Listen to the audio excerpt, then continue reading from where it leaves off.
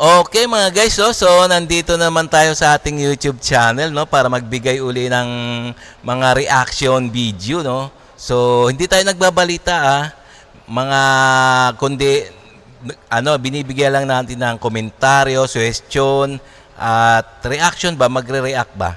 Ganun, reaction video. Itong mga gagawa natin ng reaction video, ito yung mga balitang nagaganap sa atin sa ngayon, yung mga maiinit na balita. Lalong-lalo na sa ating bansa, no? Ito yung mainit na balita tungkol sa West Philippine Sea. Na itong mga Chekwa na to, itong mananakop ng mga Chekwa na to, ito yung malaking problema natin, no? Malaking problema ng gobyerno, no? So, ito pa lang si presidente ng mga Chekwa, si Jinping at si dating presidente Duterte siya may mga gentleman's agreement. Gentleman's agreement, ibig sabihin to, yung verbal lang, no? Mga verbal lang na walang kasunduan sa papel. Kumbaga verbal lang ba? So, ito napakalaking problema ngayon. So, ito dahil nga sa ganyang agreement, nagkakagulo ngayon ang Pilipinas at ang China. So, kaya nga, itong bibigyan natin reaction to mga guys to. So, itong video na to ay galing kay GMA Integrated News. So, please paki-subscribe din sa kanya, no. So, okay no. So, itong may pamagat na itong bibigyan natin reaction ay may pamagat na repair sa BRP Sierra Madre, taliwas sa kasunduan ni ex-President Duterte at President Xi. So talagang taliwas ba? Kumbaga hindi tama. So okay no, mas mabuti pa umpisa na natin. Walang dapat gawing repair sa Sierra Madre. Base sa kasunduan ni dating Pangulong Rodrigo Duterte at Chinese President Xi Jinping na kinumpirma ni dating presidential spokesperson Harry Roque. Git ng National Security Council kung totoo man, labag ang kasunduan sa ating soberanya. Nakatutok si JP Soriano. Ang marahas na pang-water cannon na ito ng China sa resupply ship ng Pilipinas patungo sa Ayungin Shoal.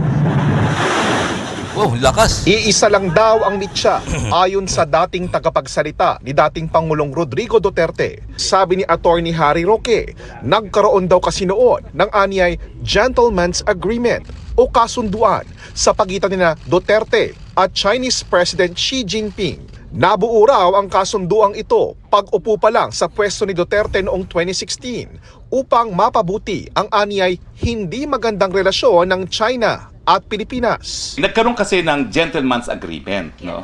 Ito ay oral sa panahon ni Presidente Duterte na ang parehong panig, ang China at Pilipina, ay rerespetuhin ang status quo. Ibig sabihin, wala ring gagawing hakbang ang Pilipinas na i-repair yung Ayungin Shoal, yung Sierra Madre. At ang sabi ng mga Chino, kaya nila winater cannon, kasi taliwas yun sa kasunduan na status quo. Dahil ang status quo, hindi dapat magpapadala ng mga materyales for repair ng Sierra Madre. Ganito rin ang sinabi ng isang mataas na opisyal ng China na nakausap ng GMA Integrated News. Tumanggi siyang mapangalanan pero anya, kasama sa kasunduan ni Duterte at Xi na isang barko lang ang pwedeng pumasok sa Ayungin Shoal para magdala ng pagkain at tubig sa mga Pilipinong sundalong nagbabantay sa BRP Sierra Madre. Wala rin daw dapat kasamang mga journalist sa mga rotation and resupply o RORE mission. Walang kinumpirma ang kasalukuyang administrasyon kung nagdadala ba ng construction material sa BRP Sierra Madre. Sabi ng National Security Council, hindi nila alam ang tungkol sa gentleman's agreement sa pagitan ng China at Pilipinas. Ayan mismo yung National Security Council hindi nila alam yung mga ganong kasunduan. Yung kasunduan nila dating Pangulo Duterte tsaka ni Xi Jinping. So talaga na malaking problema talaga to, no? So kaya magulo ang sitwasyon sa West Philippine Sea. Dahil nga sa gentleman's agreement na to na wala bang black and white, walang kalam-alam, kumbaga verbal lang sila. Kumbaga sa lalaki, nag-uusap lang sila, wala silang black and white ba. Napakahirap naman 'yun, no. Hindi naman ito hindi naman sa kanilang bansa to, no, kung ganyan sila nagbe-verbal, 'yan, parang sa kanila na tong bansa. Mahirap yung gano'n. Kaya walang kaalam-alam yung mga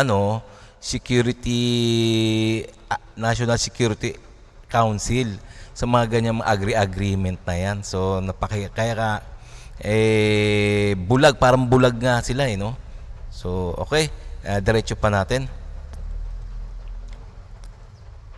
Nabi ni Roque, dapat daw siya ang magpaliwanag sa statement na ito dahil kung totoo man, ito raw ay lumalabag sa ating soberanya.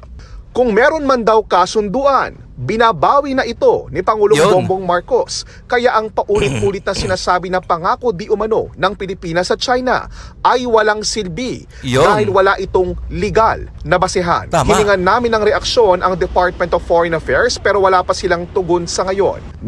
O yan yung naupo na si PBBM.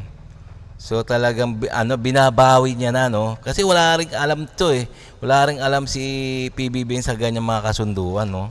So sila ang nakakalam lang itong dalawang to, no? Dalawang presidente dati.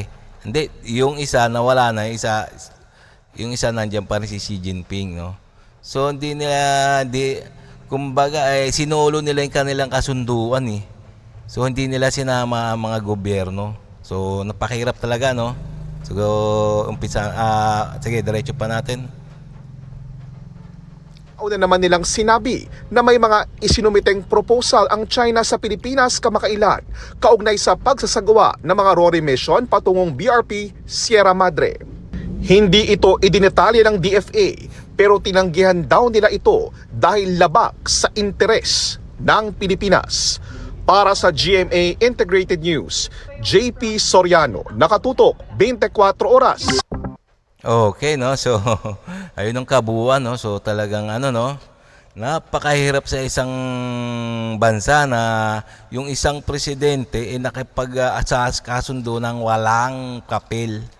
Kumbaga bunganga lang, no, yung kumbaga papel lang ba, kumbaga verbal lang, no. So napaka parang unprofessional, no, na hindi nila alam bansa sa bansa tapos magkakaroon ng verbal agreement, yan. Hindi nila sinasama yung mga gobyerno o mga agency na kailangan para sa kanilang kasunduan. So kaya nga sabi ni PBBM, talagang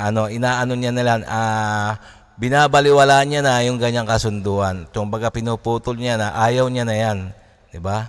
So kaya nga nanggagaliti itong mga Chekwa na sa ating gobyerno, no. Pero hindi na alam nakipagkasundo ang mga Chekwa doon sa dating presidente. Ngayon iba na eh. Iba na siyempre, no, iba rin ang patakaran, iba rin ang kumbaga ang kaisipan ng ngayong presidente at saka yung dati, no. Ayun ang iniisip din ng mga Chekwa. Kala nila siguro kung ano yung patakaran ng dating presidente, ganun din itong sumunod na presidente. So mali talaga sila. So okay, no, so pwede rin kayo mag-comment dyan, no, mga guys. So okay, no, so hanggang dito na lang tayo, mga guys. So kung nagustuhan nyo itong mga ganitong mga reaction video, please like and subscribe na lang muna bago tayo matapos, okay?